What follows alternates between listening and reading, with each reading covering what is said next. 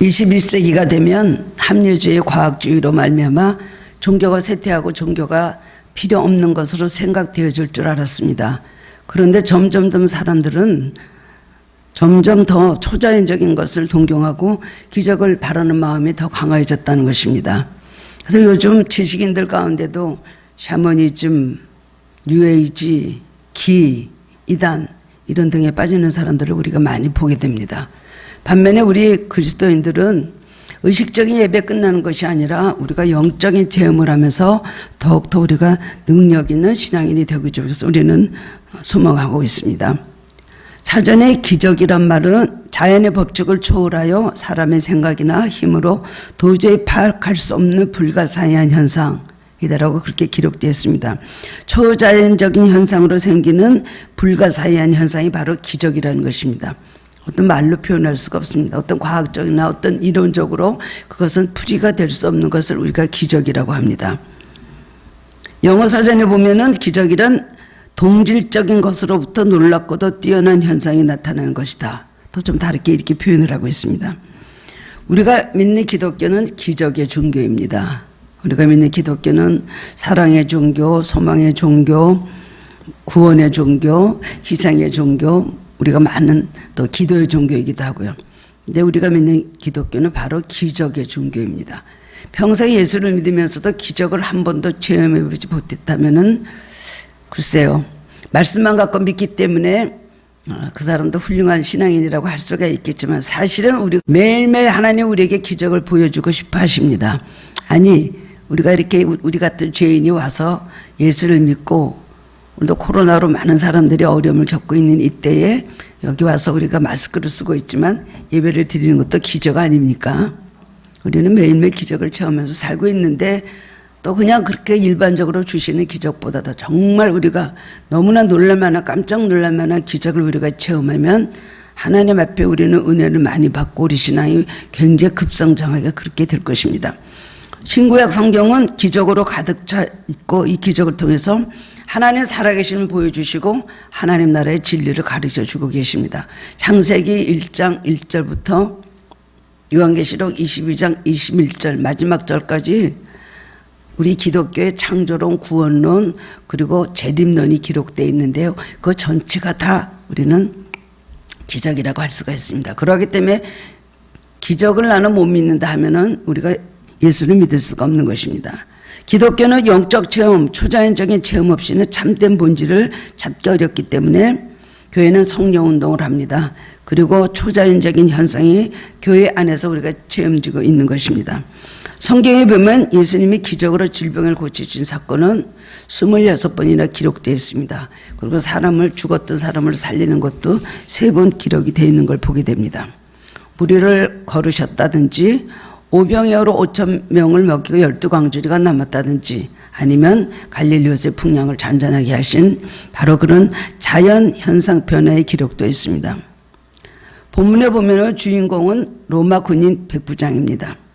백부장인데 이 사람은 이방인으로서 이탈리아 군대의 지휘관이고 그리고 핵심적인 바로 인물이었습니다. 로마 식민지였던 가버나움의 점령군 중대장으로 와 있었습니다. 지금은 중대장이라 그러면 그렇게 큰 위치는 아니라고 생각되어지지만 그때 중대장이라는 것은 그리고 사령관에 해당할 정도로 굉장한 막강한 힘을 가지고 있었습니다. 가버나움은 예수님의 공생의 시작에 갈릴리 전도에서 가장 기점이 됐던 본거지가 됐던 것이 바로 가버나움이었습니다. 그런데 이 백부장은 그 여종이 갑자기 병들어서 죽게 되었습니다. 마태복음을 보면은 이 하인이 중풍병에 걸렸다 그랬어요. 집에서 몹시 괴로워한다고 그렇게 기록되어 있습니다. 그래서 그 사람은 유대인 장로들에게 이제 부탁을 합니다. 당신들이 믿고 있는 이 예수님에게 가서 내 종을 좀 고쳐달라고 부탁을 좀 드려달라는 것을 그렇게 간청을 하였습니다. 그랬더니 이 유대인 장로들은 그를 위해서 예수님께 구했습니다. 이 백부장의 소원을 들어주십시오. 그 사람 우리 민족을 위해서 참 좋은 일을 많이 한 사람입니다. 천거를 한 거죠. 천거 예수님께. 그래서 예수님께서 그 말을 듣고 아 그래 그럼 내가 그 백부장의 집으로 가서 그 하인의 병을 고쳐주겠다고 가시려고 하는데 벗들을 통해서 그 말을 이제 들었던 결국 백부장은 수고하지 마십시오. 이런 이방인의 집에 예수님 같으면 어떻게 오십니까?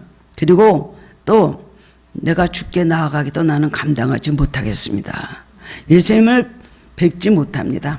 이 사람은 멀리서 사람을 보내서 또 사람이 병서 그 말을 듣고는 자기 뜻을 이렇게 알렸습니다. 감당하지 못하겠습니다. 그러면서 하실 말씀이 거기서 말씀만 하셔도 내 아인이 병이 날 수 있겠습니다. 라고 할 때 예수님께서 너무나 깜짝 놀라셨습니다.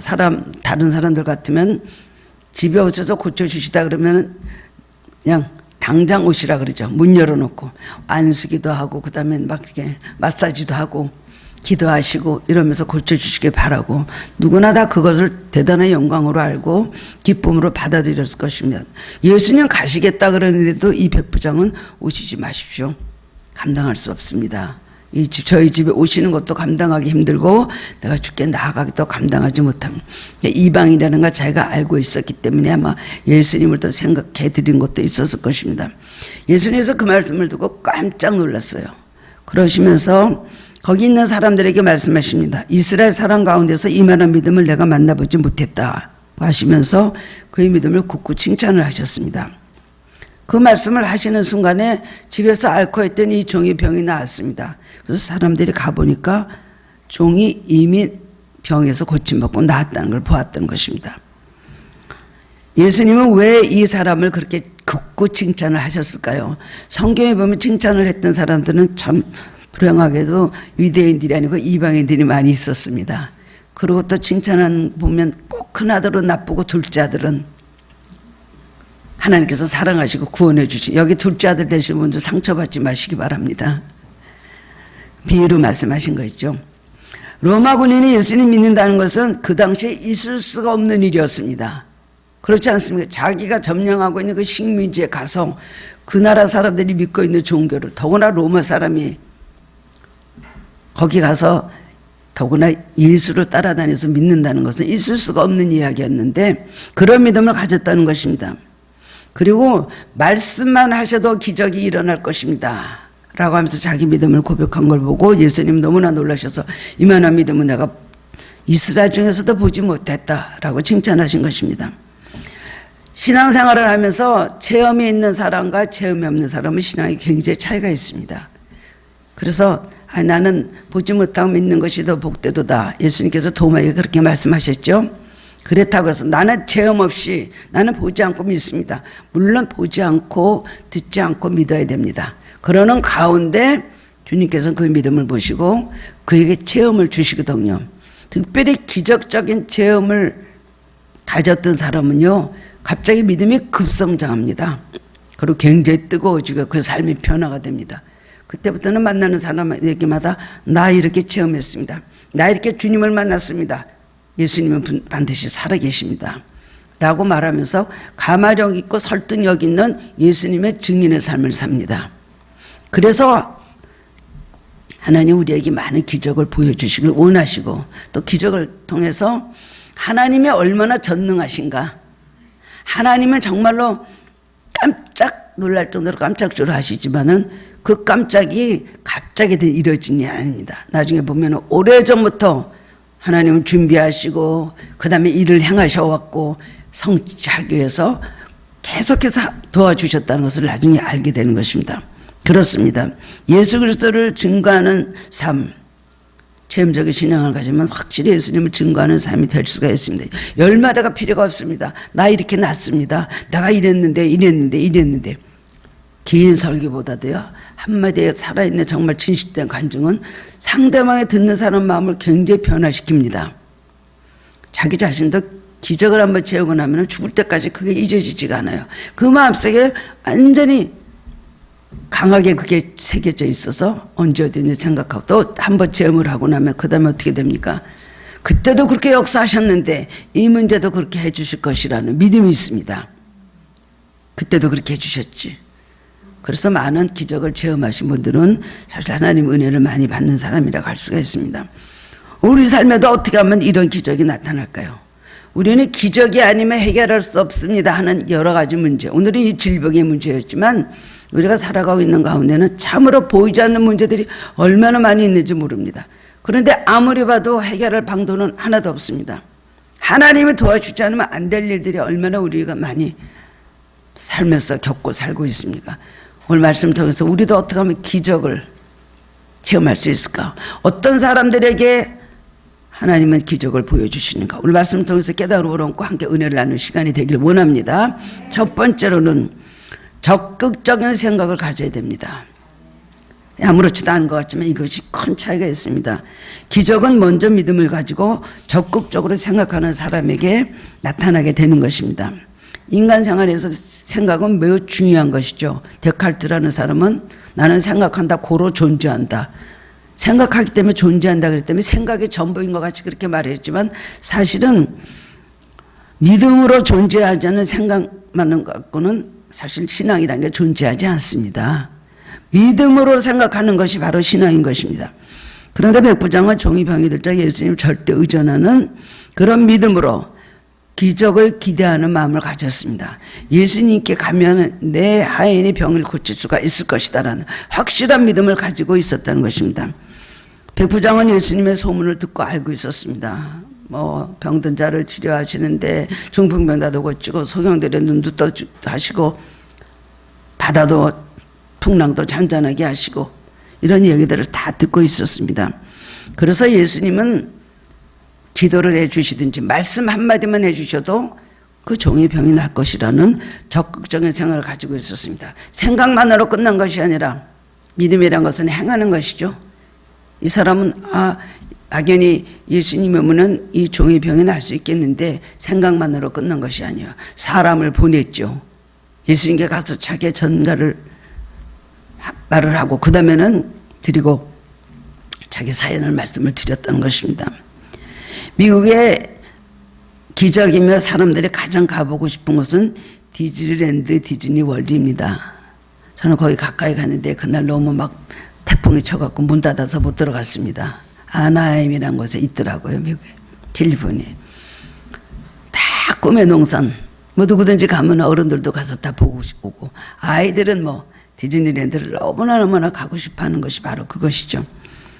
그것을 모르는 사람은 없습니다. 이것을 만든 사람 누구예요? 이 두 곳을 만든 사람은 바로 월트 디즈니 아닙니까? 그래서 디즈니 월드 디즈니랜드가 된 것입니다. 이 월트 디즈니는 고등학교밖에 나오지 못했던 그리고 아주 가난한 캔자스 시티 출신의 사람으로서 아주 빛을 보지 못하고 보잘것 없이 살았습니다. 그런데 한 가지 기술이 있는데 만화를 잘 그리는 겁니다. 하나님의 은혜죠. 만화를 제가 아무리 봐도 이 만화나 좀 그리면서 살아야 되겠다 생각을 해갖고 그림을 잘 그려갖고 어떤 신문사에 보냈습니다. 이 그림 좀 거기 좀 낼 수 있을까요? 그랬더니 한마디로 거절을 당한 거예요. 이런 그림은 우리 신문에 낼 수가 없습니다. 너무 실망을 했죠. 그래도 잠깐 그랬지. 하여튼 나는 그림을 가지고 어쨌든 나는 뭔가를 해보겠다는 생각을 가졌습니다. 너무나 가난하고 먹을 것이 없다가 어떤 교회에서 교회 신문에 만화를 조금 내주겠다고 하니까 거기서 그걸 허락을 했어요. 그 대신 저 밑에 지하 창고방 같은 곳에 쇼파가 아닌데 거기서 내가 좀 있을 수가 있겠습니까? 그럼 그러라고. 그래서 거기 가가지고 쥐들하고 같이 살았습니다. 쇼파에서 자면서 그 지하방에서 그렇게 하고 있는데 배고프고 힘들고 그런 시간들을 많이 보냈어요. 근데 어느 날 갑자기 이 사람 보니까 뭔지 뒤집어서 쥐들이 왔다 갔다 하거든요. 야, 쥐들하고 나는 같이 사는구나. 쥐만 있었겠습니까? 쥐가 는 우물도 있고 여러 가지 같이 한번 먹었을 거예요. 당근이고 뭐고. 그랬는데 갑자기 그 쥐를 보고 이 사람이 딱 아이디어가 생겼습니다. 이 더럽고 보잘것없는 이 먼지 뒤집어 쓴 쥐를 재밌게 한번 그려보자. 아이들이 좋아하는 재미있고 아주 그런 귀엽게 한번 그려보자. 그거 바로 누굽니까? 개 이름이 미키마우스예요. 지금도 미키마우스 그림 많이 있잖아요. 그림을 그리면서 꿈을 가지기 시작을 했습니다. 소망을 가지고 기적을 기대하면서 계속해서 노력을 했습니다. 아무도 알아주지 않던 보잘것없던 월트 디즈니가 어린아이들의 환상의 세계 낙원을 만들어 보리라는 꿈을 꿨을 때 작은 기회가 막대한 세계적인 기업으로 시작이 되었다는 것입니다. 그렇습니다. 몇 년 후 정말 그 꿈이 이루어졌잖아요. 월트 디즈니 얼마나 유명합니까? 저도 어렸을 때 그 만화들을 많이 보면서 백설공주 이런 거 보면서 막 흥분하고 너무나 아름답다는 생각을 가지고 있었는데, 여러분, 기적을 체험하면 우리가 먼저 우리의 생각을 적극적이고 긍정적인 것으로 바꿔야 됩니다. 이것이 가장 중요한 것입니다. 생각에 그 사람의 모든 습관을 낳고, 습관은 그 사람의 행동을 낳고, 그 다음에 그 사람 삶 전체를 낳는다. 우리가 그런 말을 알고 있지 않습니까? 그렇습니다.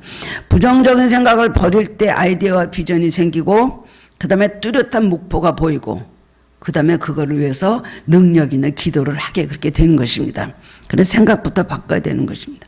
백부장은 예수님 앞에만 가면 내 종이 고침을 받을 수 있다는 적극적인 생각을 가졌기 때문에 결국 기적을 이루게 된 것입니다. 두 번째로는 열심 있는 태도를 가져야 되는 것입니다. 열심 있는 태도를 가진 사람이 무엇인가를 이루고 기적을 체험하게 됩니다. 사람에게는 태도가 매우 중요한 것이죠. 그 사람이 진실성이 있는가, 성실한가, 겸손한 사람인가, 교만한 사람인가, 무례한 사람인가 하는 것은 그 태도를 보면 압니다. 교회 와서 예배드리는 태도를 보면 그 사람이 신앙이 있는 사람인가 없는 사람인가, 저는 위에서 이렇게 내려다보면 보입니다.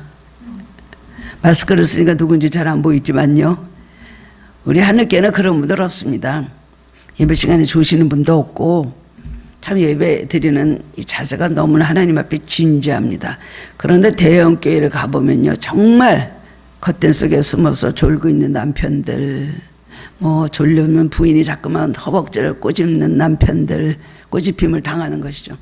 핸드폰 들고 왔다 갔다 하는 사람들, 여러 가지 유형의 사람들이 예배에 대한 게으른 자세를 보이고 성실하지 못한 태도를 가지고 예배를 드리는 것을 알 수가 있습니다. 찬송을 부를 때에는 우리 하늘께 말고요, 한 번도 입을 열지 않고 돌부처같이 앉아서 가만히 있는 사람이 있어요. 그건 왜 그러는 건지, 노래 부르기 싫은 건지, 그 가사가 별로 와닿지 않는지 모르죠. 우리가 찬송 부르려면은 그 뜻을 생각하면서 우리가 한꺼번에 함께 힘차게 부를 때 은혜를 받게 되는 것입니다. 설교를 들을 때도 졸거나 딴 생각하거나 핸드폰 만지거나 그러지 말고, 한 말씀이라도 내가 놓치지 않겠다는 그런 생각을 가지고 설교 말씀을 열심히 들어야 되는 것입니다. 적어도 저 목사가 오늘 설교를 잘하나 못하나 하는 마음 가지고라도 뚫어지게 쳐다봐야 됩니다. 밑에 내려다보면 딴 생각하게 되고 졸게 되고 하는 것이죠. 그렇습니다. 이것이 아무렇지도 않은 것 같고 큰 차이가 없는 것 같지만 절대 그렇지 않습니다. 하나님은 열심 있는 태도를 가진 사람들을 기뻐하시고, 그런 사람들의 예배를 받으시고, 그런 사람들과 뭔가 함께 일을 하십니다. 우리를 구원해 주신 예수님, 하나님께서 우리 인류의 죄를 우리가 범죄한 다음에 하나님께서는 금방 놔두면 지옥 가고 달매면 당하겠다. 공의의 하나님이십니다. 그 다음에는 이 세상 사람들의 모든 죄를 다 짊어지고 그 죄를 속죄할 사람이 없습니다. 다 인간의 죄 속에서 태어나고 죄 속에서 죽기 때문에 모두 다 죄 속에서 태어나고 가만 놔두면 다 지옥으로 가서 불지옥으로 갈 수밖에 없습니다. 하나님께서 이미 오래전에 계획을 하셨습니다. 아들 예수 그리스도를 이 땅에 보내서 인류를 위해서 희생을 시켜야 하지만 이 인류를 구원할 수 있겠구나. 하나님도 고민을 하셨을 겁니다. 왜 선악과를 따먹고는 이렇게 죄를 져서 이런 희생을, 내가 찢어지는 마음의 아픔과 희생을 내가 해야 되는가. 예수 그리스도는 하나님 아니십니까? 육신의 옷을 입고 오신 분이 바로 예수님이시지, 예수님은 하나님 그 자체시고 삼위 중에 한 분이신 분 아닙니까? 그런데 하나님께서 인류를 위해서 그 아들 예수 그리스도를 보내주시고 십자가상에서 겟세마네 동산에서 눈물을 흘리며 기도하시고 또 십자가에서 그 고통을 당하신 아들을 보시면서도 외면하시고 딴 데 쳐다보시고 인류를 선택했습니다. 아들을 버리고 우리 인생들을 구원해 주셨다는 겁니다. 이거는 뭡니까? 하나님의 열심입니다. 우리를 구원하시겠다는 변함없는 하나님의 불타는 심정 열심으로 말미암아 오늘날 우리가 구원을 얻었습니다. 그렇기 때문에 하나님은 무엇이든지 열심 있는 사람을 매우 기뻐하시고 그런 사람들과 함께 일하시며 뭔가를 이루어 주시는 것입니다. 이 백부장은 종을 사랑하는 마음을 가졌습니다. 그 당시 로마 군인이 종을 대할 때는 완전히 기계같이 되고 심지어는 죽여도 됐었습니다. 그런데 병이 들자 고쳐주었다는 사랑의 마음부터 가졌다는 것입니다.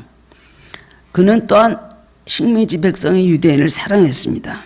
대부분의 유대인들은 정복자의 로마인들을 원수로 여기고 중화했는데 유대인 장로들은 이 백부장을 위해서는 발벗고 나서서 예수님께 오히려 그를 위해서 도와달라고 간청을 하고 있는 것입니다. 누가복음 4장에 보면 예수님은 가버나움 회당에 들어가서 귀신을 내어쫓 주셨는데 그 회당을 백부장이 지었다고 합니다. 누구 돈으로요? 자기 돈으로 지었다는 거예요.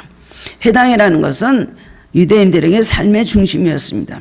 회당에서 율법도 배우고 회당에서 기도도 하고 회당에서 모임도 가지고 회의도 하였습니다. 성전도 되고 자기들의 모든 집회소가 되었습니다. 그는 유대인과 대적관계에 있는 그런 위치에 있는 사람이었지만 대적관계가 아니라 유대인들을 화평하고 화평하다못해 그들을 굉장히 사랑하고 성전까지 지어줬다는 겁니다. 백부장은 종을 사랑하는 마음이 강렬했습니다. 그런 열심, 사람들을 사랑하는 열심, 뭔가 도와주겠다는 그 열심이 이런 기적을 체험하게 한 것입니다. 열심은 마음에 열이 있다, 마음이 뜨겁다는 뜻입니다. 열심이 없는 사람은 아무것도 이룰 수가 없습니다. 휘발자 박사의 김찬선 그 교수가 찾아가니까 마지막으로 헤어질 때 하신 말씀이 그 말이었대요. 휘발자가 우물을 파되 한 우물을 파시오. 휘발자가 마지막으로 손을 흔들면서 김찬선 그 교수가 트럭을 타고 이렇게 떠나는데 손을 흔들면서 해준 말이 뭐 나에게 좀 주실 수 있는 좌우명이나 이런 말씀 한마디만 해주십시오. 그랬더니 우물을 파되 한 우물을 파시오. 그건 뭘까요? 이랬다 저랬다 성의 없이 그냥 매 그러지 말고 우물을 파되 한 우물을 파라. 한 가지 일에 열심히 하라는 겁니다. 바로 그렇습니다. 예수님을 믿어도 열심으로 믿어야 됩니다. 열심히 말씀 배우고 열심히 기도하고 열심히 사랑하고 열심히 봉사하고 열심히 순종해야 되는 것입니다. 무엇이든지 바른 일에 열심히 노력하는 사람은 세상에서도 성공합니다. 하나님 앞에 열심히 하는 사람 하나님께서 반드시 기적으로 그를 채워주신다는 겁니다. 마가복음 10장 46절에 보면 예수님께서 들어가실 때 소경 거지 바디메오가 길에 쭈그리고 앉아 있었습니다. 예수님이 지나가시다는 말을 들었습니다. 바디메오는 예수님에 대해서 잘 알고 있었습니다. 그분이 바로 하나님의 아들 메시아다. 많은 소경들을 고쳐주고 우리같이 버림받은 사람들을 사랑하고 그들과 함께하는 이 모든 소문을 듣고 알고 있었습니다. 예수님 지나가신다는 소리를 들으니까 사람들이 막 여기저기서 예수님 지나갈 때 소리가 좀 커졌겠죠. 그러니까 바디메오가 소리를 지릅니다. 다윗의 자손 예수여 나를 불쌍히 여기소서. 다윗의 자손 예수여 나를 불쌍히 여기소서. 그때 제자들이 보니까 막 악을 쓰고 있거든요. 소경 거지가 시끄럽다 잠잠해라 어디다 대고 예수님 지나가시니까 악을 쓰고 그래. 점점 상관없다는 소리를 더 지릅니다. 예수님께서 지나가다가 그 소리를 들으셨습니다. 이게 누구야? 누가 이래? 나를 누가 다윗의 자손 예수라고 불러? 여기 보니까는 바디메오가 앉아가지고 그렇게 소리를 지르고 예수님의 이름을 부르고 있는 거예요. 예수님께서 바디메오를 부르십니다. 제자들이 가서 예수님이 너를 부른다. 그 말을 듣더니 바디메오는 입고 있던 겉옷을 던져버리고 앞으로 막 달려나가서 예수님에 뛰어갔습니다. 예수님께서 말씀하신 너 내가 뭐 해주기를 원하느냐? 너 원하는 것이 뭐냐? 그랬더니 보기를 원하나이다. 예수님께서 내 믿음이 너를 구원하였다.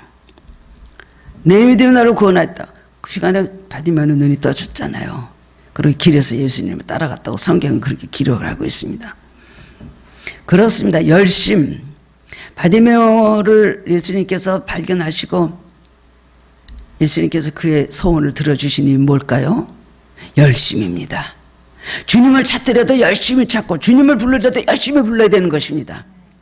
가나안 여인 마태복음 15장에 나오는 가나안 여인이 딸이 흉악기 귀신이 들렸습니다.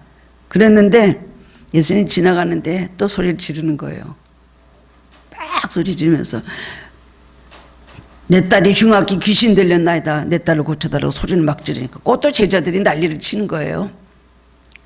예수님께서 또 태도가 좀 다르십니다. 그 여인을 이렇게 보니까 내 딸이 흉악히 귀신 들렸습니다. 내 딸이 귀신 들린 내 딸을 고쳐주십시오. 막 소리를 지르고 있는데 예수님께서 나는 하나님께서 이스라엘의 잃어버린 양들에게 보냈지 이방인들에게는 나는 보내지 않았다. 그렇게 보내심을 받지 않았다 말씀을 하신 거예요. 예수님이 떠보느라고 믿음을 떠보느라고 하신 말씀이시죠. 그랬더니 이 여자가 뭐라 그랬어요? 주여, 그러면서 떡을 취하여 자녀들의 떡을 취하여 개들에게 던지면 마땅치 않다. 예수님께서 말씀을 하셨어요. 더 이상 무슨 모욕적인 말이 있고 더 이상 뭐 거기다 대고 무슨 말 하겠습니까? 아무 말도 안 하고 돌아갔어요. 우리 같으면 뭐 싫으면 말지 무슨 뭐 개는 무슨 개야 그러고 갔겠죠.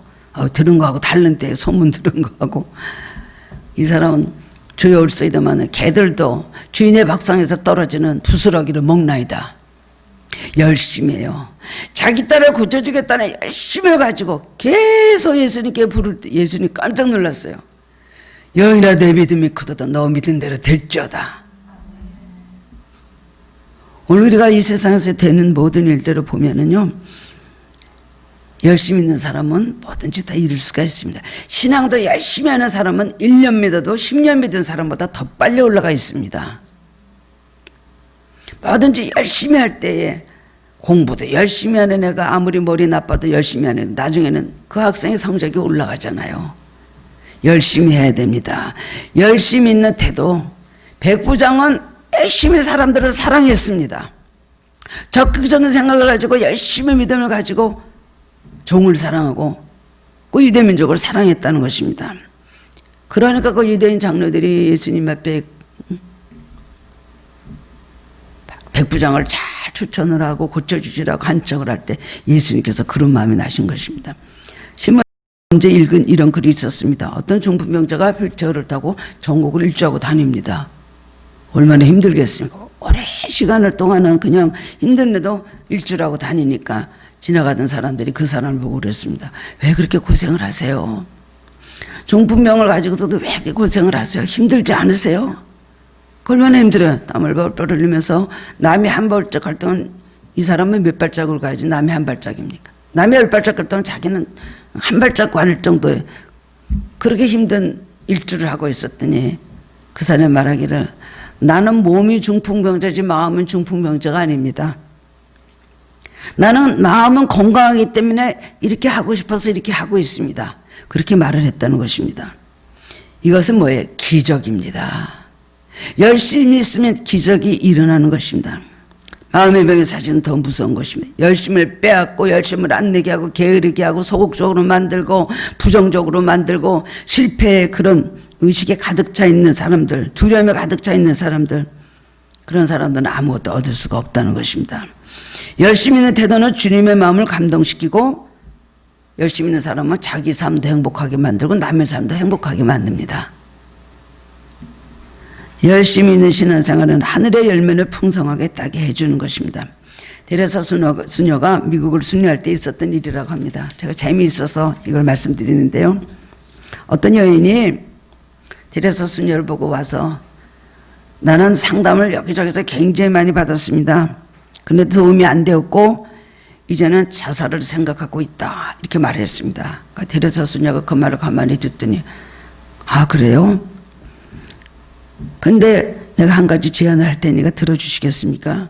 기왕에 죽을 결심을 하셨다면 자살을 연기하고 내가 일하는 인도에 와서 나를 한 달만 도와주고 그 다음에 죽으시면 안 될까요?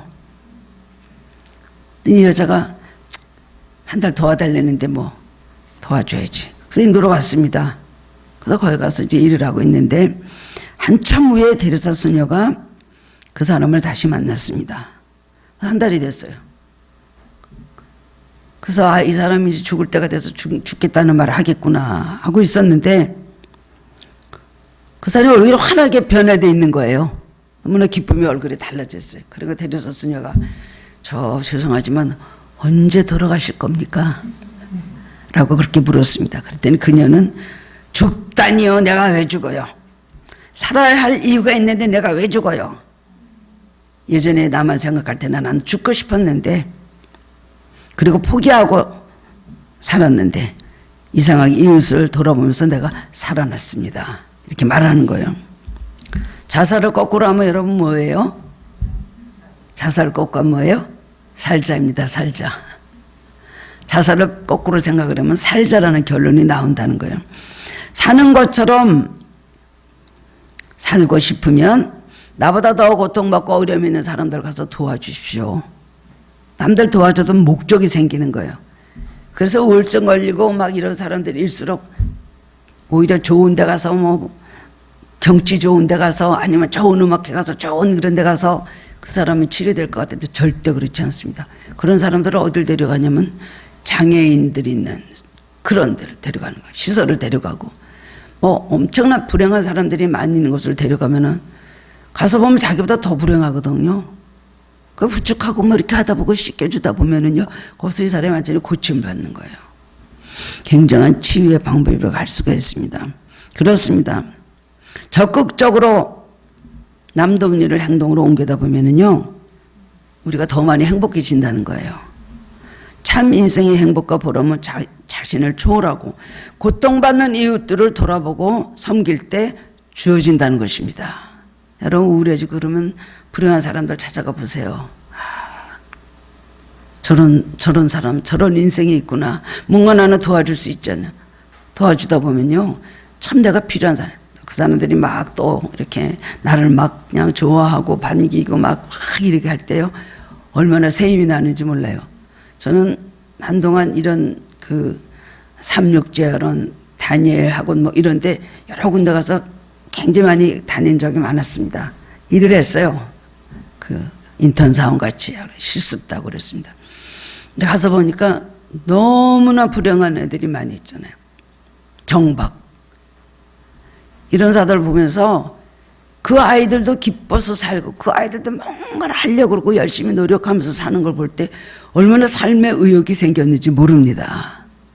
그리고 내가 가면은 뭐 결혼 전 얘기지만 막 나를 안아주고 와서 안기고 하는 애들을 보면요. 그리고 막 여기서 여기를 건너가는데 어디 한번 놀러 갔다 오다가 완전히 제가 쓰러질 뻔했습니다. 얼마나 힘이 빠지는지요. 그 많은 아이들을 몇 명을 데리고 막 가는데요. 길에서 푹 주저앉아요. 갑자기 걸어가다가.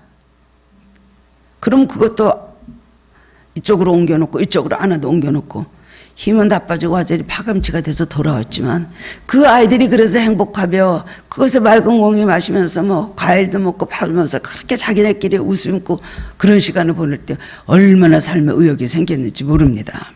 그렇습니다. 우선 우리 주위를 돌아보면 우리 주님께서 상한 마음과 병든 몸을 만져주셔서 온전케 해주실 사람들이 너무나 많이 있습니다. 우리 눈에 그들이 보여야 되는 것입니다. 삶의 의욕을 잃고 나 같은 무예미한 사람이 살아서는 뭐하는가 라고 극단적인 죽음을 생각하는 사람이 있다면은 바로 그런 사람들 찾아가면은 내가 정말 소중하고 가치 있는 사람이고 뭔가 할 수 있는 사람, 나는 축복받는 사람인 것을 깨닫게 된다는 것입니다. 우리 모두의 마음이 어렵고 고통 중에 있는 사람을 열심히 사랑했던 백부장 같은 그런 마음을 가졌으면 좋겠습니다.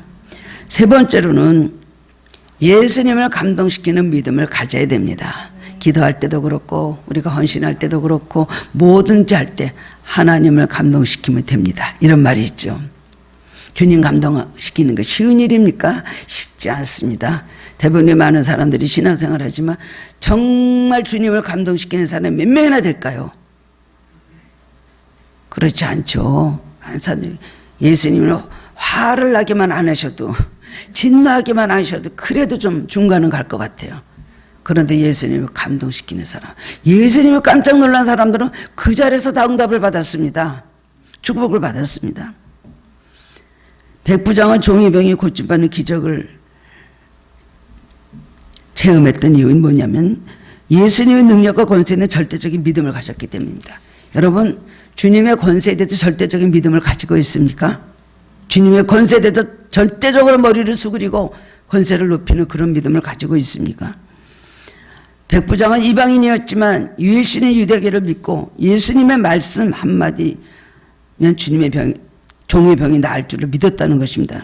자기 집까지 오실 필요 없습니다. 어떻게 이방인 집에 오시겠어요? 임원대원까지 올 필요도 없고 내가 더 죽게 나가는 것도 감당하지 못하겠습니다.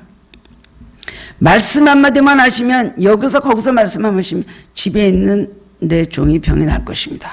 믿었다는 것입니다. 예를 들면 예수님이 오늘 여기 분당에서 저기 브라질이나 미국이나 저 유럽에 있는 사람 너 병이 나라, 그걸 믿고 있다는 거예요. 그러기가 쉽습니까? 대단한 믿음이라고 할 수가 있습니다. 백부장에도 부하들이 있는데 자기가 그렇게 말하면, 나 명령하는 부하들이 나에게 이렇게 오고 또 위에 사람이 상관이 나를 오라 그러면 오고, 명령하면 뭐든지 다 되는데 주님께서 그렇게 말씀 한마디 하시면 그렇게 됩니다 라는 믿음을 가졌다는 것입니다. 예수님의 권세에 대한 절대적인 믿음이 우리에게 필요합니다. 그리고 절대적인 복종의 자세도 필요한 것입니다. 더욱더 중요한 것은 백부장은 예수님께나 사람들에게 감동을 주는 인생을 살았다는 겁니다. 감동을 주는. 유대 장로들에도 감동을 줬죠. 자기 그 종은 그 병 고치고 나서 얼마나 감동받아서 죽을 때까지, 백부장이 아마 그 유대를 떠날 때까지 잘 섬겼을 겁니다. 예수님도 감동하셨잖아요. 우리가 자신을 돌아볼 때 우리가 감동이 있는 삶을 사는가, 감동이 없는 삶을 사는가. 우선 우리가 주님을 향해서 감동을 받고 뜨거운 열정이 있습니까? 마음의 뭉클한 감격과 감사가 일어나고 있습니까? 온갖 세상 풍파 속에서 상처받고 고통하며 신음하는 이웃에 대한 안타까운 마음이 있습니까? 이 세상은, 현대에는 감동이 없는 이런 삶을 사는 것이 바로 문제인 것입니다. 아무도 감동을 받지 못합니다. 무슨 말을 해도 감동을 받지 못합니다. 그리고 다 거짓말로 받아들입니다. 아무리 선한 얘기, 착한 얘기, 아름다운 얘기 들어도 별로 눈물을 흘릴지 모릅니다. 자기만을 생각합니다. 그렇습니다. 신음하며 고통하는 이웃에 대한 안타까운 마음이 있습니까? 그래서 우리가 무슨 작은 도움이라도 주고 있나요? 그렇다면 여러분들은 하나님의 은혜를 맛보고 은혜 속에 사는 사람이라고 할 수가 있는 것입니다. 근데 언제부터 되는지 모르지만은 내 마음속에 사는 재미가 없어지고, 예배드리는 재미가 없어지고, 찬양을 해도 너무 감동이 없어지고, 아무 것에도 아무 감각이 없다면 여러분, 바로 그것은 하나님의 은혜를 잃어버리고 살고 있다는 것을 우리는 깨달아야 되는 것입니다. 이 시간에 상한 마음을 치료하시는 주님께로 나가서 우리는 이 마음을 고침을 먼저 받아야 됩니다. 성령께서 오늘 이 시간에 그리스도의 사랑을 다시 한번 우리의 마음에 부어주시기를, 그래서 우리 안에 구원의 감격과 감사가 있게 해서 우리는 간절히 기도해야 된다는 것입니다. 현대인들은 감동을 잃어버린 상박한 세상을 살아가고 있는 그런 사람들인데, 주님은 그 속에서 우리를 감동시키는 분이십니다. 돌 같은 건 무뎌진 마음, 더럽고 추한 마음, 아무것도 깨닫지 못하는 이런 마음, 이런 마음에 주님은 우리를 감동시키시는 분입니다. 그러면서 너 나를 한번 감동시켜봐라 말씀하십니다. 나 한번 감동시켜봐. 오늘 우리가 갖고 있는 문제들, 우리가 응답받는 문제들, 기적이 필요한 문제들은 주님을 감동시키라는 사인인 줄 아시기 바랍니다. 그래? 네가 이걸 나에게 구하고 달라고 매일 그러는데 너 나 한번 감동시켜 볼래? 그럼 내가 얼른 손을 열어서 너를 주지 라고 하시는 겁니다. 또 우리가 서로 감동받는 삶을 살라고 하시는 겁니다. 남의 아픔을 보면 같이 감동을 해서 같이 아파하고, 남의 슬퍼하는 사람을 같이 슬퍼하고, 남의 어려움을 당하면 내 어려움을 생각하고 감동을 받는 것을 주님 그런 심정을 원하신다는 것입니다. 그렇습니다. 예수님이 감동시키고 유대인들을 감동시키고 자기 하인을 감동시켰던 이 백부장은 그렇습니다. 기대했던, 원했던 자기 소원을 이뤘습니다. 말씀 한마디에 집에 있는 종이 고침을 받았고, 그 다음엔 주님께 칭찬을 받았습니다. 주님께 칭찬받은 믿음, 또 자기 문제가 해결나는 믿음, 그것은 바로 주님을 감동시키는 믿음이라고 할 수가 있습니다. 주님을 감동시키는 사람은 주님으로부터 충분한 보상과 축복을 받습니다. 확실한 겁니다. 이거는 우리가 잊어버리지 말아야 되는 것입니다. 그래서 백부장같이 칭찬받는 그 믿음을 가지고 싶다면 주님을 감동시키는 믿음의 소유자들이 되시기를 원합니다. 감동의 불이 붙을 때 우리는 주님께서 우리에게 역사하십니다. 우리의 모든 간구가 주님 앞에서 그때 바로 응답의 사인이 오고 우리들의 모든 결박에서 벗어나게 되는 것입니다. 그렇습니다. 여러분들 감동을 회복시켜달라고 기도하시기 바랍니다. 예배를 드려도 눈물이 없어지고 말씀을 들어도 마음속에 깨달음이 없고 또 들은 소리야, 저거는 옛날에 들은 소리야, 뭐 그렇게만 되면 좀 좋겠어 라고 하면서 멀리서 하는 감동의 거리가 너무 멀어져서 우리 심령이 돌같이 묻어지고 화인 맞으면 아무것도 이룩할 수가 없는 것입니다. 주님의 역사라도 할 수가 없는 것입니다. 주님을 감동할 때에, 우리 또 믿음의 칭찬을 받게 될 때에 우리가 드리는 기도가 다 이루어진다는 것입니다. 우리는 지금 삶에 매우 많은 기적이 필요한 현실 속에서 우리는 살고 있습니다. 매일매일 우리는 누르고 있는 문제들이 우리를 숨을 못 쉬게 할 때가 얼마나 많습니까? 우리 인간들은 그렇게 무력하고 또 무거운 짐을 지고 고생하는 인생들이 바로 우리들인 것입니다. 그러나 그렇다 할지라도 살아계신 주님이 우리를 도우실 줄 믿고 기대할 때 기적을 이루실 걸 믿으시기 바랍니다. 적극적인 생각, 열심히 있는 태도, 예수님을 감동시키는 믿음, 이 세 가지가 있으면 매일매일 기적을 체험하는 성도님들 되실 수가 있습니다. 그런 성도님들 되시기를 주님의 이름으로 축원합니다. 사랑의 주님 은혜를 감사드립니다. 오늘 말씀을 가지고 다시 한번 힘을 얻습니다. 내가 백부장과 다른 점이 무엇인가? 백부장의 믿음과 내 믿음이 무엇이 다른가? 한번 깨달아 알게 하여 주옵소서. 하나님 마음을 기쁘게 해드리고 하나님 마음을 감동시켜 드렸는지, 아니면 하나님과 멀어져서 하나님의 마음을 사인도 받을 수도 없고 순종하지도 않고 살아왔다면 오늘 이 시간 깨닫고 우리의 심령이 뭉클뭉클 주님의 은혜에 감사하고 주님의 말씀에 눈물 흘리고 찬양을 부를 때 주님께 내 마음을 드리는 그런 변화의 역사가 우리 안에 있기를 원합니다. 기적이 필요합니다. 우리가 안고 있는 문제들, 도저히 해결할 수 없는 문제들이 너무나 오랫동안 우리들을 짓누르고 있습니다. 주여, 문제 앞에서 오늘 주신 말씀으로 해답을 얻고 주님을 감동시키는 믿음으로 나가게 하여 주옵소서. 즉각적으로 이루어지는 기적도 있지만 서서히 이루어지는 일들이 있을 때에 기다릴 수 있는 인내와 믿음을 허락하여 주옵소서. 흔들리지 않는 믿음을 허락하여 주시옵소서. 주님은 감동하시고 응답하실 때까지 계속해서 선을 향하다 낙심하지 말고 포기하지 않는 믿음을 허락하여 주심으로 주님의 약속을 반드시 받아내고 성취되게 하여 주시옵소서. 감사드리오며 예수 그리스도 이름으로 기도드리옵나이다. 아멘.